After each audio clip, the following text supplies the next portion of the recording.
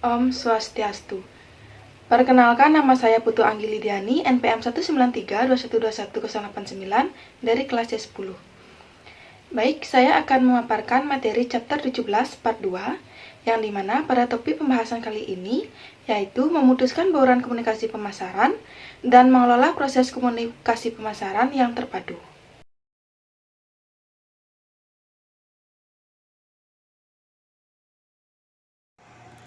Yang pertama yaitu mendesain komunikasi. Yang pertama adalah message strategi atau strategi pemilihan pesan. Dalam menentukan strategi pemilihan pesan, manajemen mencari suatu daya tarik, tema, atau ide yang dapat menggambarkan positioning suatu merek dari produk yang mereka miliki. Pembeli mengharapkan salah satu dari 4 tipe reward dari suatu produk. Yang pertama adalah reward dalam bentuk rasional. Ini umumnya digunakan untuk produk-produk kesehatan obat dan sebagainya. Kemudian, tema pesan sensori umumnya digunakan untuk produk-produk makanan.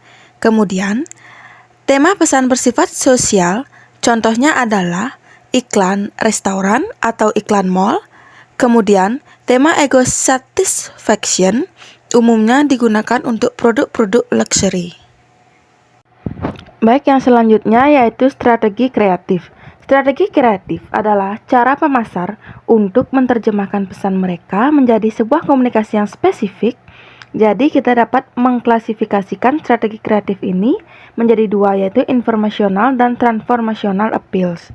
Yang pertama yaitu informational appeals, yaitu daya tarik informasional ini mengelaborasikan atau menekankan pada produk-produk atau manfaat produk.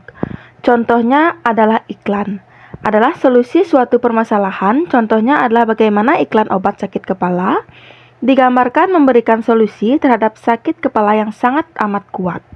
Contoh lainnya yaitu adalah demonstration, adalah iklan yang mendemonstrasikan benda. Contohnya adalah iklan produk waterproof yang digambarkan bertahan pada cuaca-cuaca ekstrim seperti hujan salju maupun panas terik matahari. Kemudian ada juga iklan membandingkan antar kedua produk. Kemudian berikutnya yaitu testimonial dari individu maupun celebrity endorsement yang menyampaikan manfaat atau atribut-atribut dari produk tersebut.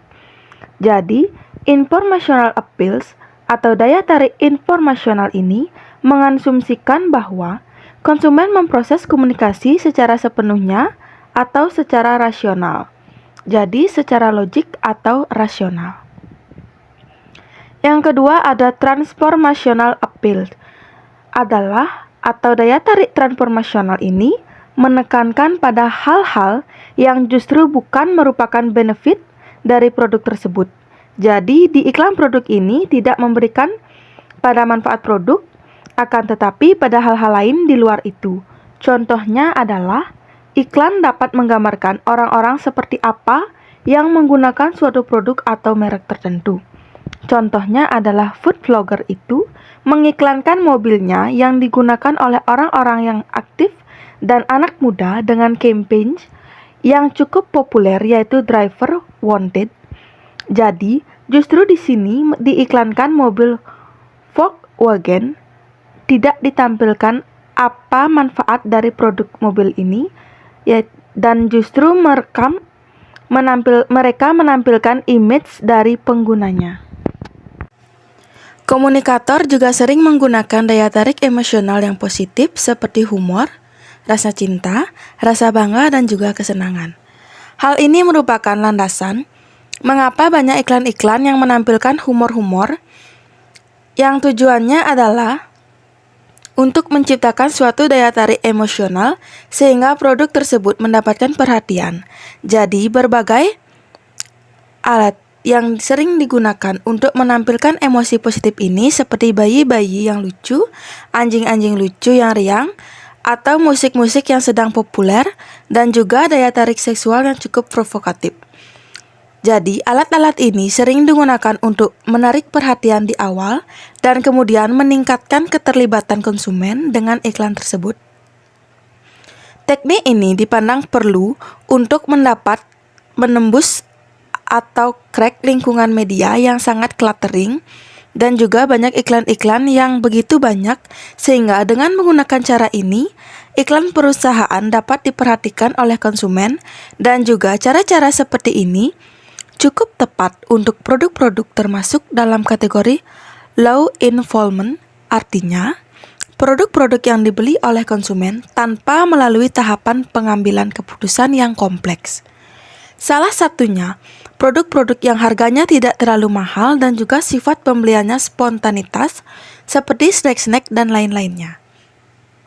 Di sisi lain, untuk high involvement, untuk keterlibatan tinggi adalah produk-produk yang cenderung berharga tinggi dan juga penting bagi kehidupan konsumen. Contohnya yaitu produk kesehatan, produk pendidikan, dan lainnya yang terkait. Namun, taktik seperti ini yaitu menggunakan emotional appeals seperti ini terdapat juga kelemahannya, yaitu dapat mengurangi pemahaman konsumen terhadap suatu produk. Jadi, mereka hanya memperhatikan sisi-sisi emosional dari iklan tersebut, dari humor atau kesenangan atau cinta yang ditampilkan dalam iklan tersebut, sehingga mengurangi pemahaman konsumen mengenai apa yang menjadi manfaat dari produk ini, apa yang menjadi kelebihan produk ini dibandingkan pesaing, dan positif emosional pada iklan dapat juga menjadi suatu hal yang overshadowing produk tersebut.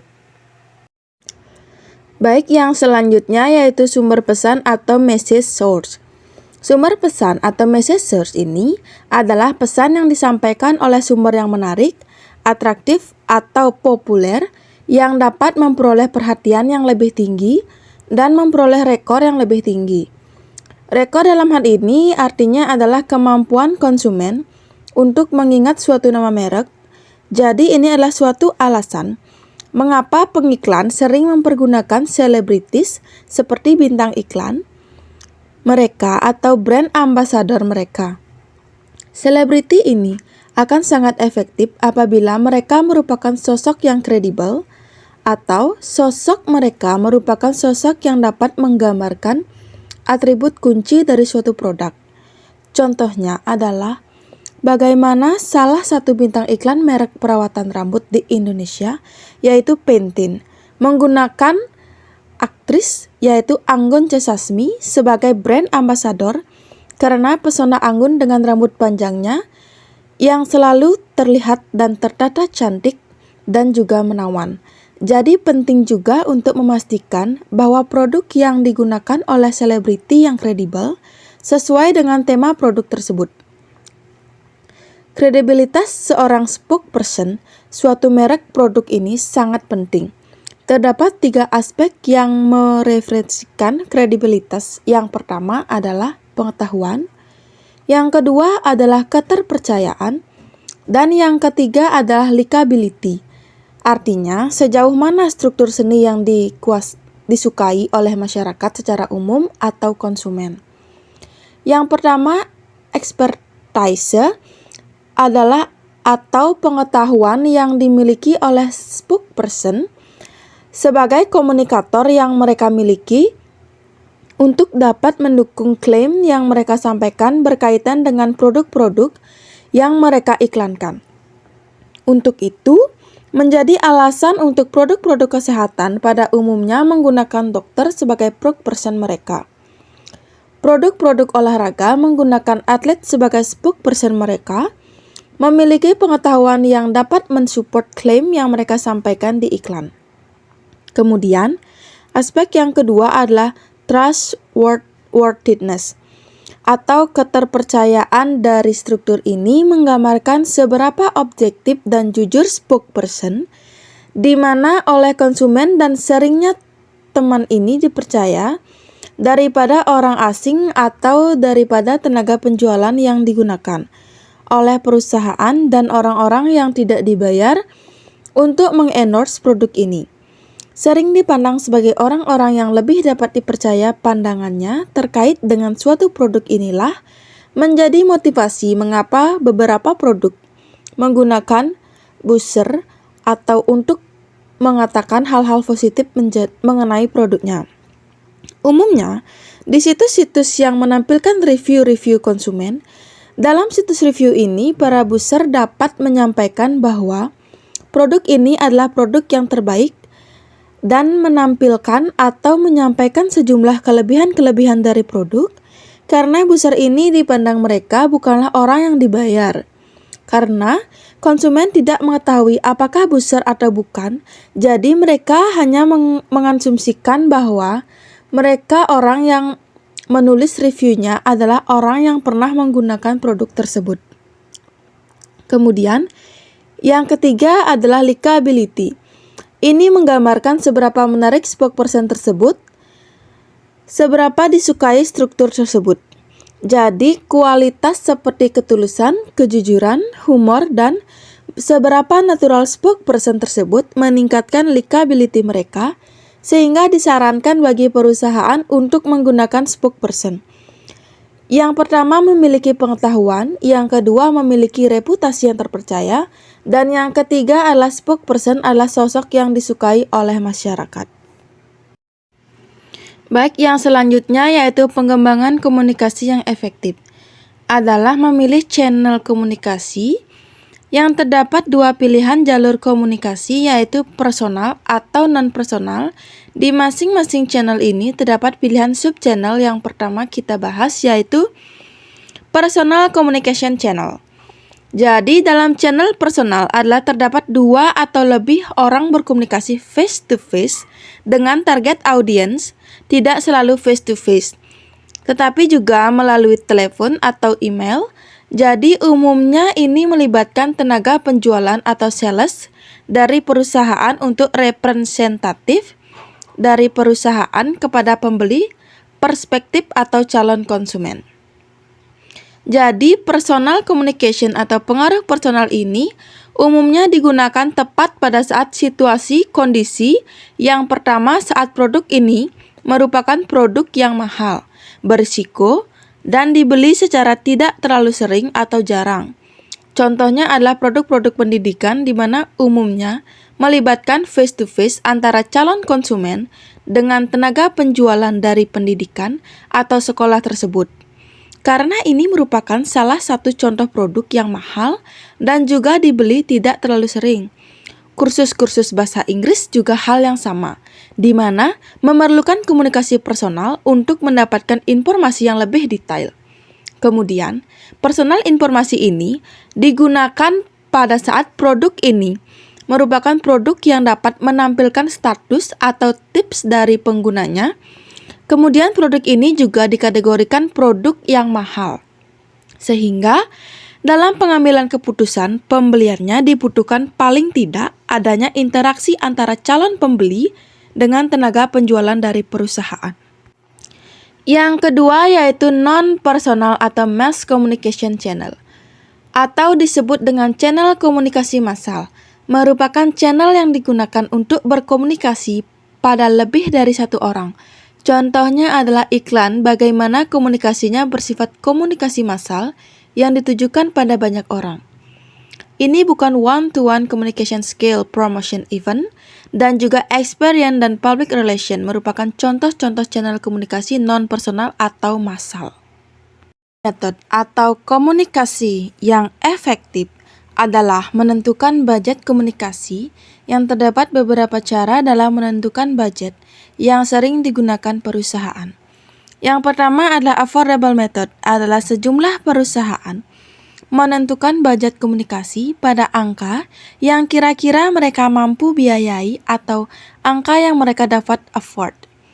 Jadi affordable method ini mereka mengabaikan peran promosi sebagai suatu investasi dan mengabaikan impact promosi ini pada volume penjualan, dan metode ini dapat berdampak pada budget tahunan yang tidak menentu yang membuat perusahaan jangka panjang menjadi rumit. Baik, yang selanjutnya yaitu persentase dari penjualan. Ini adalah sejumlah perusahaan menetapkan budget dengan menentukan persentase dari penjualan mereka saat ini atau penjualan yang mereka targetkan. Katakanlah mereka memiliki budget atau menetapkan budget komunikasi sebesar 10% dari penjualan saat ini. Maka apabila penjualan saat ini adalah 1 juta, maka budget komunikasi mereka bulan depan atau tahun depan adalah 10 juta. Jadi hal ini atau metode ini mengakibatkan budget komunikasi itu ditentukan dari ketersediaan dana dan bukan dari peluang pasar yang ada. Jadi apabila peluang pasar sedang baik namun mereka tidak memiliki ketersediaan atau penjualan sedang rendah, maka mereka akan mengeluarkan budget yang kecil. Hal tersebut justru sangat disayangkan mengingat apabila pada periode tersebut terdapat peluang pasar yang cukup baik, terjadi peningkatan tren dalam permintaan konsumen pada produk tersebut. Yang selanjutnya yaitu metode competitive parity. Adalah sejumlah perusahaan mereka menentukan budget mereka dengan cara menyamakan dengan budget yang dikeluarkan oleh kompetitor. Terdapat 2 argumen yang melandasi metode ini. Yang pertama adalah hak budget komunikasi dari pesaing itu mempresentasikan kondisi atau situasi dalam suatu industri dan menjaga kesamaan dengan budget komunikasi pesan, ingin dapat menghindarkan industri dari perang komunikasi namun bernilai. Kedua argumen ini tidaklah valid, jadi tidak ada alasan atau landasan untuk mempercayai bahwa kompetitor mengetahui lebih baik, sehingga kita harus mengikuti budget komunikasi yang digunakan oleh pesaing. Jadi, reputasi perusahaan, sumber daya perusahaan, peluang, dan juga tujuan dari komunikasi ini berbeda antar perusahaan, sehingga budget komunikasinya yang digunakan oleh pesaing bukanlah suatu panduan yang dapat digunakan begitu saja oleh perusahaan, dan juga tidak ada bukti bahwa menentukan budget komunikasi dengan cara menyamakan dengan budget pesaing ini dapat mengurangi potensi munculnya perang komunikasi. Baik, pada pembahasan selanjutnya yaitu menentukan bauran komunikasi pemasaran. Terdapat beberapa faktor yang termasuk di dalamnya, yaitu yang pertama tipe dari pasar produk. Untuk tipe-tipe produk di mana pasarnya adalah konsumen retail perusahaan, umumnya lebih mempergunakan bauran komunikasi yaitu self-promotion dan juga iklan. Di sisi lain, untuk business marketers atau konsumen yang bersifat bisnis, artinya B2B, bisnis ke bisnis, mereka cenderung mempergunakan personal selling, artinya menggunakan tenaga penjualan. Secara umum, personal selling digunakan lebih banyak untuk produk-produk yang kompleks, yang mahal, dan juga berisiko. Yang kedua yaitu tahapan keputusan pembelian. Keputusan pembelian bagi bauran komunikasi ini bervariasi dalam hal efektivitasnya pada tahapan yang berbeda dari keputusan pembelian. Jadi pada tahapan membangun awareness produk, bauran komunikasi yang tepat digunakan adalah iklan dan juga publisitas atau public relation. Kemudian, untuk meningkatkan pemahaman konsumen, yang paling berpengaruh di sini adalah iklan dan personal selling. Kemudian, untuk meyakinkan konsumen lebih lanjut, umumnya dipengaruhi dengan lebih kuat oleh personal selling, dan untuk mendorong konsumen untuk melakukan pembelian, tahap ini dipengaruhi secara kuat oleh personal selling dan juga penjualan sebagai insentif bagi konsumen untuk melakukan pembelian. Yang ketiga yaitu tahapan siklus komunikasi produk. Pada tahap introduction atau tahap produk mulai diperkenalkan pada pasar bahwa pemasaran adalah orang, komunikasi yang tepat digunakan adalah iklan, event experience, dan publicity ini mereka tingkat keefektifan yang cukup tinggi. Pada tahapan perkenalan ini, kemudian bauran komunikasi berikutnya dapat digunakan adalah personal selling untuk meningkatkan distribusi dan juga self promotion dan direct marketing untuk mendorong konsumen mencoba produk. Kemudian, pada tahap pertumbuhan, artinya permintaan dan pertumbuhan penjualan memiliki momentumnya sendiri. Jadi mix yang tepat di sini adalah dengan memperkuat word of mouth dan juga interactive marketing. Kemudian pada tahap maturity atau kedewasaan, di mana produk ini sudah dimiliki oleh banyak konsumen dan tidak menunjukkan tanda-tanda bahwa akan terjadi pertumbuhan yang signifikan. Di sini mix yang tepat digunakan adalah iklan, event experience, dan personal selling. Kemudian pada tahap decline, di mana penjualan produk sudah semakin turun, mix komunikasi yang tepat adalah menggunakan self-promotion. Jadi untuk mendorong konsumen untuk tetap membeli produk tersebut untuk menghabiskan sisa produk yang ada. Baik, pembahasan selanjutnya yaitu bauran komunikasi pemasaran. Bauran komunikasi pemasaran terdiri dari 8 mode komunikasi utama. Yang pertama yaitu periklanan. Setiap bentuk presentasi non-personal berbayar dan promosi ide, barang atau jasa oleh sponsor yang teridentifikasi melalui media cetak seperti surat kabar dan majalah, media penyiaran seperti radio dan televisi, media jaringan seperti telepon, kabel, satelit, nirkabel, media elektronik seperti audio tape, video disc, CD-ROM, web page, dan media display seperti billboard, tanda, poster. Yang kedua adalah sales promosi. Berbagai insentif jangka pendek untuk mendorong percobaan atau pembelian produk atau layanan termasuk promosi konsumen seperti sampel, kupon, dan premi. Promosi perdagangan seperti tunjangan iklan dan tampilan, dan promosi bisnis dan tenaga penjualan seperti kontes untuk perwakilan penjualan. Yang ketiga yaitu acara dan pengalaman, yaitu kegiatan dan program yang disponsori perusahaan yang dirancang untuk menciptakan interaksi harian atau khusus yang berkaitan dengan merek dengan konsumen, termasuk olahraga, seni, hiburan, dan penyebab acara serta kegiatan yang kurang formal. Yang keempat yaitu hubungan masyarakat dan publisitas.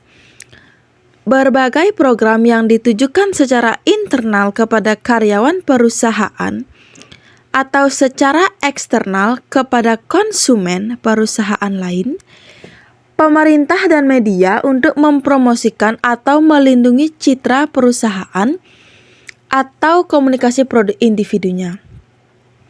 Yang kelima yaitu pemasaran langsung.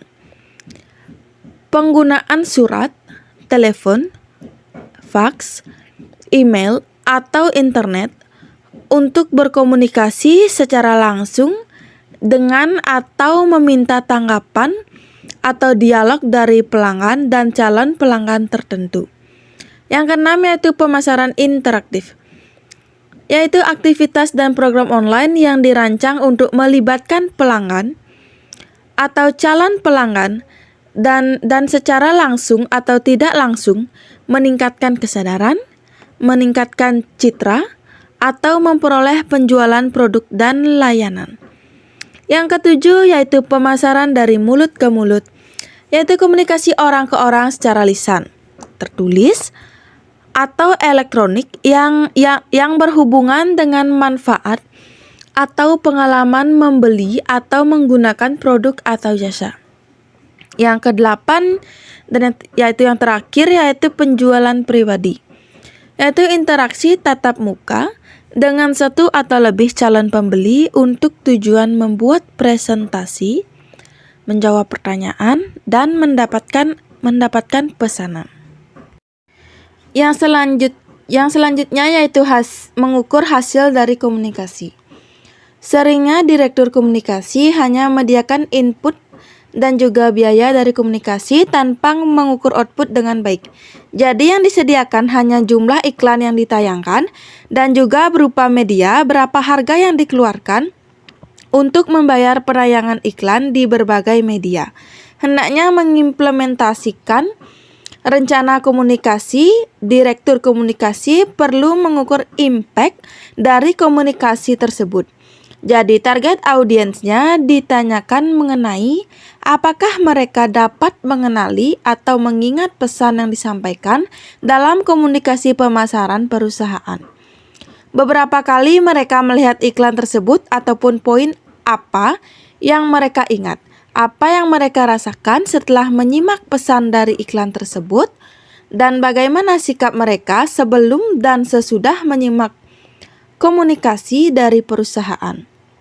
Kemudian, komunikator juga perlu untuk mengukur perilaku dari respon daripada audiens ini, yaitu berapa banyak orang yang membeli produk tersebut setelah melakukan komunikasi.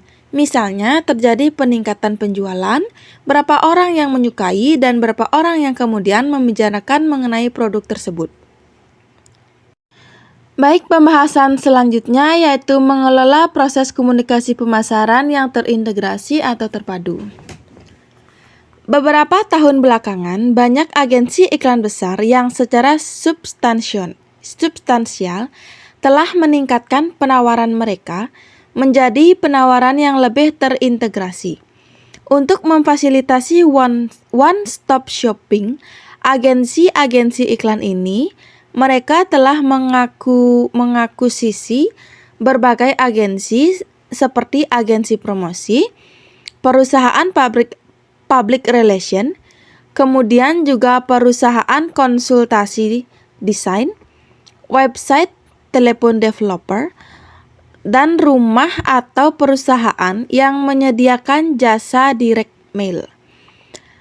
Jadi perusahaan agensi iklan ini mereka mendefinisikan diri mereka sebagai perusahaan komunikasi yang membantu klien-klien berupa perusahaan-perusahaan besar untuk meningkatkan efektivitas komunikasi mereka secara keseluruhan dengan menawarkan saran-saran strategi dan saran-saran praktis mengenai berbagai bentuk komunikasi.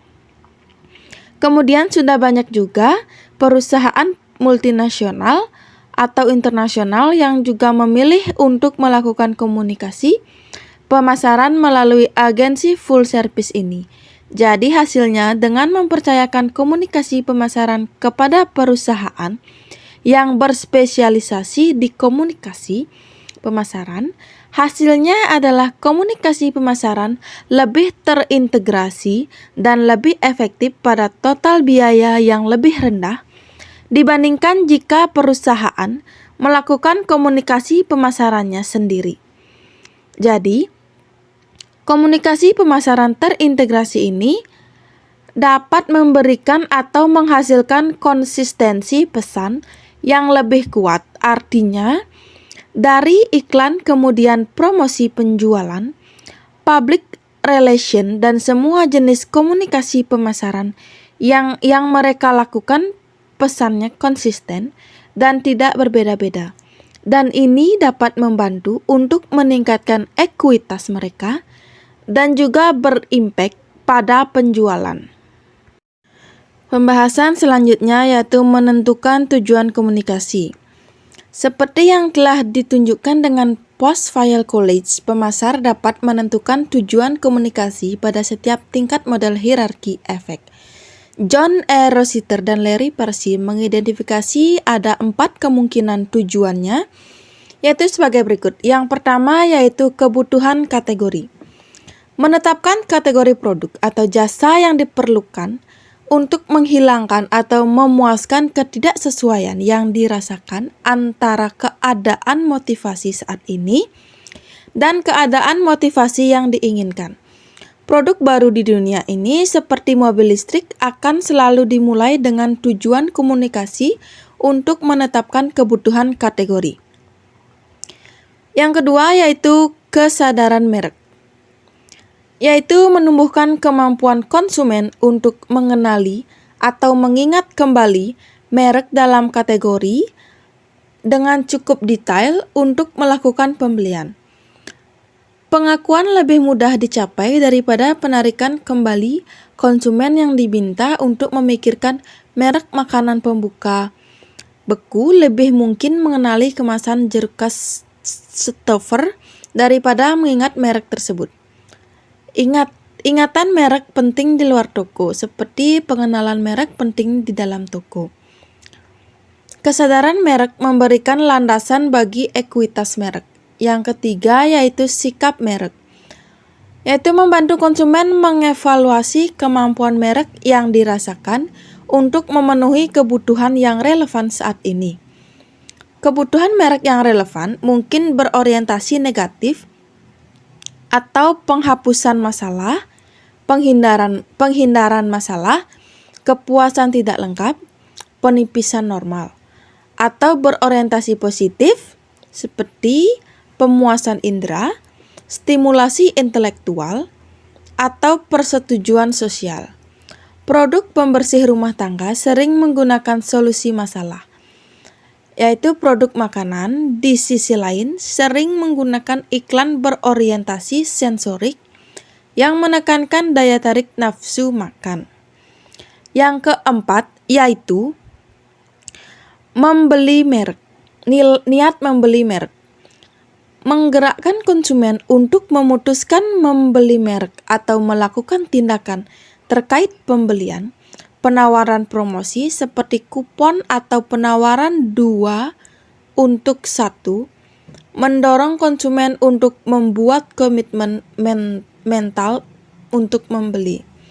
Namun, banyak konsumen yang tidak memiliki kategori kebutuhan yang diungkapkan dan mungkin tidak berada di pasar saat terpapar iklan, sehingga mereka tidak mungkin membentuk niat beli. Dalam 1 minggu, hanya sekitar 20% orang dewasa yang berencana membeli deterjen, hanya 2% untuk membeli pembersih karpet, dan hanya 0,25% untuk membeli mobil. Asosiasi merek terbentuk tidak menjadi masalah. Dengan kata lain, apakah konsumen memiliki asosiasi merek sub baru yang kuat, disukai dan unik dengan konsep luar ruang, aktif dan kasar, karena paparan iklan TV yang menunjukkan mobil melaju di media terjal pada waktu yang berbeda dalam setahun, atau karena Subaru mensponsori acara ski, kayak, dan sepeda gunung. Dampak dalam hal ekuitas merek Subaru harus identik. Namun aktivitas komunikasi pemasaran ini harus terintegrasi untuk menyampaikan pesan yang konsisten dan mencapai posisi strategis. Titik awal dalam merencanakan komunikasi pemasaran adalah audit komunikasi yang membuat profit semua interaksi pelanggan di pasar sasaran dengan perusahaan dan semua produk dan layanannya. Misalnya, seseorang yang tertarik untuk membeli komputer laptop baru mungkin berbicara dengan orang lain, melihat iklan di televisi, membaca artikel, mencari informasi di internet, dan melihat laptop di toko. Untuk menerapkan program komunikasi yang tepat dan mengalokasikan dolar secara efisien, pemasar perlu menilai pengalaman dan kesan mana yang paling berpengaruh pada setiap tahap proses pembelian. Berbekal wawasan ini, mereka dapat menilai komunikasi pemasaran menurut kemampuan mereka untuk memengaruhi pengalaman dan kesan, membangun loyalitas pelanggan dan ekuitas merek, dan mendorong penjualan. Misalnya, seberapa baik kampanye iklan yang diusulkan berkontribusi pada kesadaran atau penciptaan, pemeliharaan, atau penguatan asosiasi merek? Apakah sponsorship meningkatkan penilaian dan perasaan peran merek konsumen? Apakah promosi mendorong konsumen untuk membeli lebih banyak produk? Di harga berapa premium? Dalam membangun ekuitas merek, pemasar harus netral media dan mengevaluasi semua opsi komunikasi tentang efektivitas, seberapa baik cara kerjanya, dan efisien, seberapa biayanya. Situs web keuangan pribadi tentang pemimpin pasar Intuit, dan akhirnya diakuisisi oleh perusahaan dengan anggaran pemasaran yang hanya sebagian kecil dari yang biasanya dibelanjakan perusahaan. Sebuah blog yang dibaca dengan baik, halaman Facebook yang populer, dan media sosial lainnya yang digabungkan dengan PR yang ekstensif membantu menarik orang-orang muda yang diincar merek Mint. Philips juga mengambil taktik lain dalam meluncurkan produk baru. Sekian dari presentasi yang dapat saya sampaikan. Akhir kata saya ucapkan terima kasih. Om Santi Santi Santi Om.